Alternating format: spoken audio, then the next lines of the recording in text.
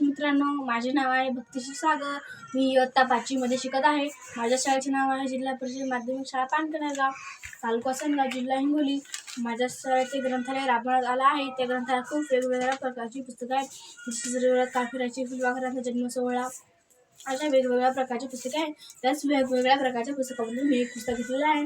या पुस्तकाचे नाव आहे नशिबाची साथ आणि या पुस्तकाची किंमत आहे 100 रुपये. या पुस्तकाला लेखक नाही आहेत.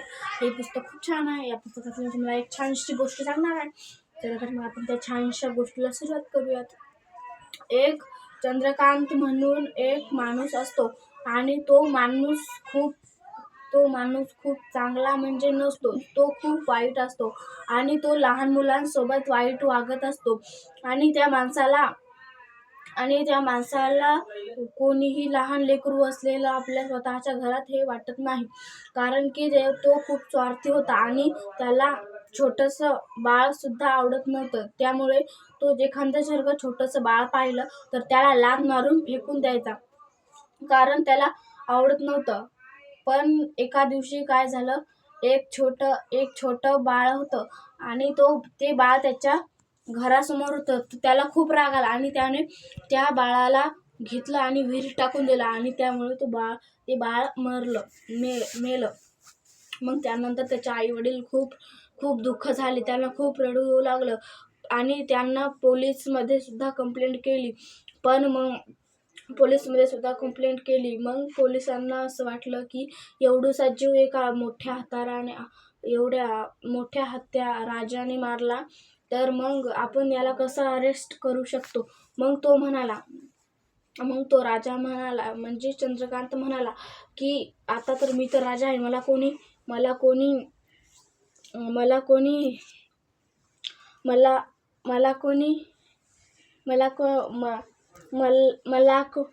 कोणीही अरेस्ट करू शकत नाही. त्यामुळे मला टेन्शन घ्यायची गरज नाही. मग काय झालं, पोलीस आले आणि त्यांना अरेस्ट केलं. मग राजा म्हणाला, तुम्ही मला कसे अरेस्ट करू शकता? मी तर राजा आहे, तुम्ही मला कसे अरेस्ट करू शकता? मग ते पोलीस म्हणाले की तुम्ही एवढूसा जीवाचा खून केला आहे, त्यामुळे तुम्हाला अरेस्ट करणंच भाग आहे. नाहीतर त्याचे आई वडील आमची कंप्लेंट करतील आमच्या मोठ्या साहेबाकडे. मग तो म्हणाला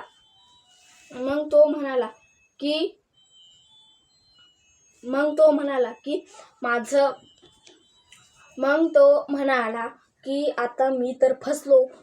मला तर वाटलं होतं की आता आपण या छोट्या बाळाला मारूया आणि आपल्याला काही होणार नाही. मग तो पोलीस म्हणाला की चला लवकर. मग तो गेला आणि तो पोलिसाच्या ठाण्यात गेला आणि तिथे आता तो तसाच राहत होता. मग एका दिवशी त्या बाळाची आत्मा बाहेर आली आणि त्या बाळाच्या आत्म्याने बाहेर येऊन पोलीस स्टेशनमध्ये गेला आणि त्या चंद्रकांतला सांगितले की आता तू फक्त जेलाच्या बाहेर पड. मग मी तुला मारूनच टाकणार. इथे मी तुला मारू शकत नाही. मग त्याला जेलाबाहेर जायची भीती वाटू लागली आणि त्याला वाटले की आता आपण काय करावे बरे, मला सांगा ना, काय करावे बरे. मग तो राजा 2 वर्ष, 3 वर्ष, 5 वर्ष सुद्धा होऊन गेले, पण तो राजा बाहेर गेला नाही. धन्यवाद.